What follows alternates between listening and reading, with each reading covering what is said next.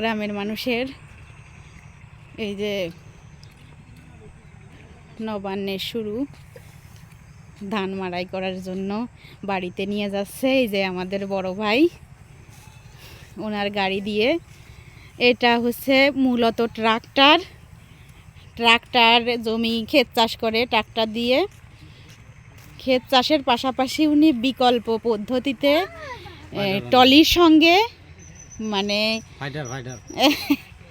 একটা টলির সঙ্গে পেছনে মালটানা টলির সঙ্গে ওনার ট্রাক্টরটা অ্যাটাচ করে দিছে, দিয়ে এই যে একটা গাড়ি তৈরি করছে।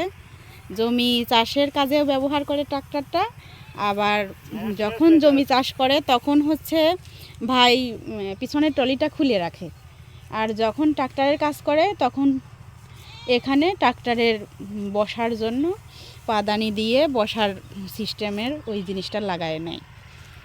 এখন একটা জিনিস দিয়েই 2 টাকা যে ব্যবহৃত করছে দেখেন।